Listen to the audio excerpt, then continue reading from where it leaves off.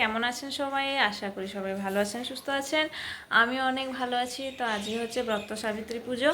তো আমি সকাল সকাল উঠে মাথা ধুয়ে স্নান করে ফেলেছি, আর বড়মশাই ফল কাপড় সব কিছু নিয়ে চলে গেছে মহাদেবের মন্দিরে পুজো করতে। তো পুজো করে আসলে ওই ফলটাকে গ্রহণ করব, তারপরে নতুন কাপড়ও পরবো। তো যাই হোক, আসার পরে আপনাদেরকে দেখাবো। তো এখন হচ্ছে বড়মশাই চলে গেছে মন্দিরে। আজকে তো মন্দির প্রচুর ভিড়। এটা হচ্ছে উপোসটা এই সব মানে বিবাহিত স্ত্রীদের এই উপোসটা হয়। তো যেহেতু হচ্ছে মন্দিরে তো ভিড় হবেই, তো এখানে হচ্ছে ফল রাখা আছে। এটা হচ্ছে ঘরে ঠাকুরের পুজোর জন্য। আর এখানে ঠাকুরকে স্নান করানো হয়ে গেছে। এই কয়টা ফুল তোলা হয়েছে, আর ফুল তোলা হয়নি। আমি এখন যাব ফুলটা তুলে নিয়ে আসবো। সাদা ফুল কিছুটা তোলা হবে, জবা ফুল তো কাল থেকেই রাখা হয়েছিল, আজকে ফুটে গেছে। তো যাই হোক, যাব ফুলটাকে তুলে নিয়ে চলে আসবো। আর পুজোটা করার পরে তারপরে বর্মশাই ততক্ষণ চলে এসে থাকবে।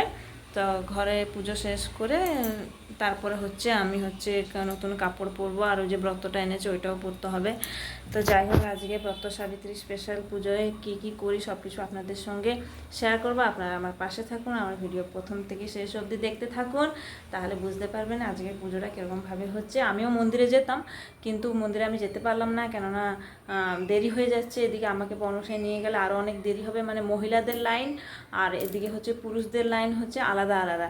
তাই না, বেটা ছেলেরা খুব কম যায়, আর স্ত্রী মানে মেয়ে ছেলেরা অনেক বেশি। তো তাই জন্য উনি চলে গেছে, উনি যেখান থেকে লাইন করবে আর কি, ওখানটা হচ্ছে ভিড়টা খুব কম থাকে। তো যাই হোক, উনি পুজো করে নিয়ে আসলে তারপরে আমি ঘরেও পুজো করব। তো এদিকে দেখো বন্ধুরা, কালকে রাত্রিবেলা আমি মেহেন্দি করেছিলাম। এত ভালো ডিজাইনও আমি পারি না, তো জাস্ট সিম্পল এরকম ট্রাই করেছিলাম। কত সুন্দর পুরো লাল হয়েছে, আরও গাঢ় লাল হবে। মেহেন্দি করেও কি হয়েছে, ঘরে অনেক কাজকর্ম করতে হয়েছে। সকালবেলা উঠে ঘর দোয়ার পোছাপুছি, তারপরে কাপড় জামা কাচাকাচি সব কিছু ওর মধ্যে। আমি ভাবছিলাম মেহেন্দিটা আবার না উঠে যায়, এমনিতে তো উঠবে না 2-3 দিন অবধি। তো যাই হোক, ওর মধ্যেই কাজকর্ম করছিলাম, ভাবছিলাম যত লাল হয়েছে আবার না উঠে যায়, এরকম ভয় লাগছিল। তা এখন তো সব কিছু ঘরে কাজকর্ম শেষ করে দিয়েছি। আজকে তো আমার উপোস, আমি তো কিছু খাবো না। যেই ঠাকুরের কাছে যেই পুজো হয়ে ফল টল এসে থাকবে, ফল টল খেয়ে থাকবো। তারপরে জুসও খেতে পারবো, যে কোনো রান্নার জিনিস খাবো না। মানে যেটা হচ্ছে সিদ্ধ হোক না কেন, তেলে ভাজা হোক না কেন, ওরকম কোনো জিনিস যেটা কি উনুনে যেটা হয়ে থাকবে যে রান্নাটা, ওরকম কোনো জিনিস খাওয়া হবে না। শুধু ফল ফলানি, তারপরে হচ্ছে শাগুও খেতে পারো, চিড়ে খাওয়া চলবে না, মুড়ি খাওয়া চলবে না, এসব কিছু চলবে না। তা উপোসটা কঠিন হলে কী হয়েছে, বছরে একবার স্বামীদের জন্য তো করতেই হবে বলো। তা যাই হোক, উপোসটা হচ্ছে আমি করি। আজকে 7 বছর হয়ে গেল উপোসটা করে, মানে 7টা উপোস আমার শেষ হয়ে গেছে। তা আমি এক্সপিরিয়েন্স হয়ে গেছে কীরকম কী করতে হয়। আমি তো জানি, এমনিতে বাঙালি ঘরের মেয়ে, কিন্তু ওড়িয়া ঘরে বউ, আর এখানে পরম্পরা নিয়ম সব কিছু মেনে চলতে হবে। যেহেতু আমি এদের ঘরে বউ হয়েছি, বৌমা হয়েছি, তো মেনেই তো চলতে হবে বলো। তা যাই হোক, পুজোটা কেমনভাবে হচ্ছে আপনাদের সঙ্গে সব কিছু শেয়ার করবো।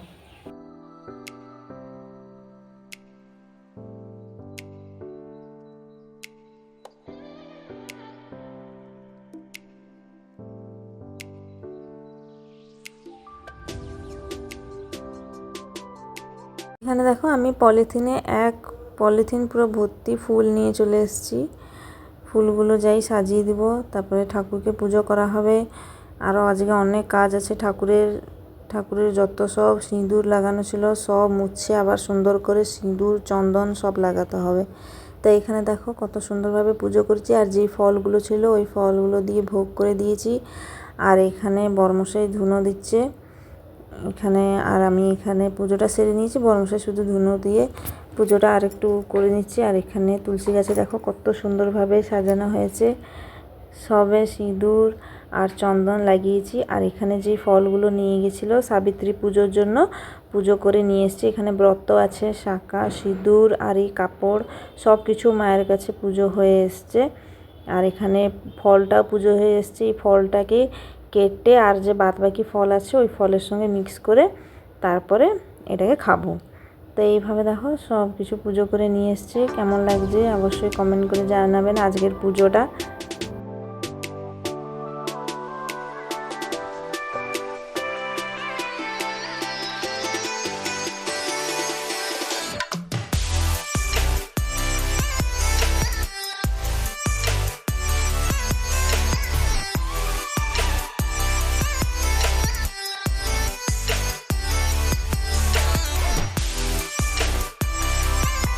বন্ধুরা এখন পুজো দেওয়া হয়ে গেছে। এখানে দেখো আমি নতুন কাপড় পরেছি, তারপরে এখানে ঠাকুরের সিঁদুর, নতুন চুড়ি, সব কিছু আমার ব্রত সাবিত্রী সব জিনিস আমি পরে নিয়েছি।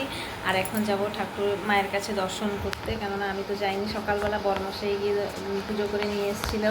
তারপরে এখানে দেখো হাতে হাতে যে এইটা আছে, এইটাকে অ্যাকচুয়ালি ব্রত বলে। এটা হচ্ছে সাবিত্রী ব্রত। এইটা এটা হচ্ছে পুজো করে আনলে এটা পরে তারপরে হচ্ছে প্রসাদ যে কোনো ভোগ হয়ে থাকে ওটাকে খেতে হয়। তো আমার সাবিত্রী ব্রত আমি আজকে উপোস করেছি, খুব ভালো লাগছে। আর আমার এই কাপড়টা পরে কেমন লাগছে, কাপড়ের কালারটা কেমন লাগছে অবশ্যই কমেন্ট করে জানাবেন। তা চলো এখন যাই, রোদ তো প্রচণ্ড রোদ বেরিয়েছে। যাবো আগে ঠাকুরকে দর্শন করব, দর্শন করে তারপরে আসবো। আবার বড়মশাইয়ের জন্য মেয়ের জন্য আবার কিছু রান্না করতে হবে। ওরা তো খাবে, আমি তো উপোস, আমি তো কিছু খাবো না, আমি তো ফল আর জুস এইসব খেয়ে থাকবো। তো ওদের জন্য কিছু রান্না করতে হবে। তো চলো আগে যাই, ঠাকুরের মন্দিরে দর্শন করে আসি, তারপরে রান্না করব।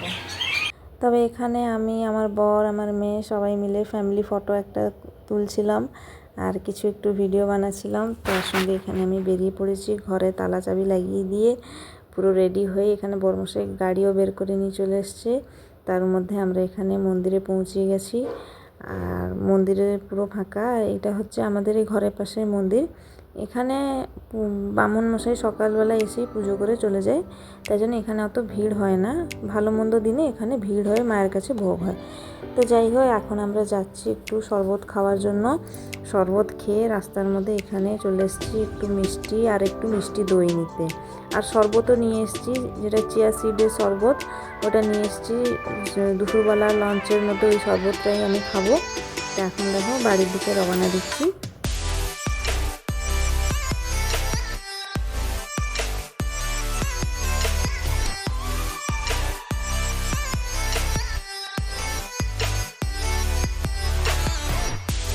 তো দেখো বন্ধুরা, এখন আমি ঘরে চলে এসেছি। আসার মাত্রই এই রান্নাটা বসিয়ে দিচ্ছি।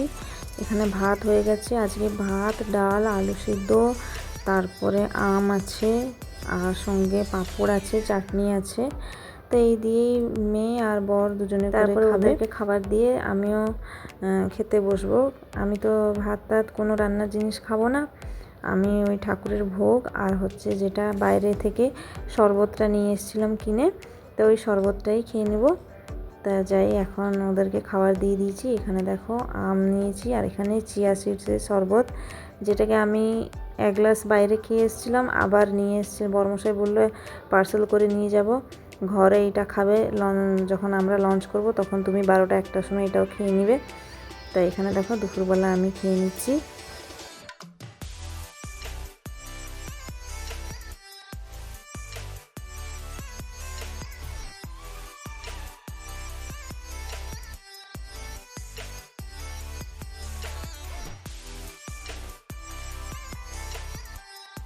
তবে বন্ধুরা, এখন আমরা সন্ধ্যাবেলার দিকে চলে এসেছি।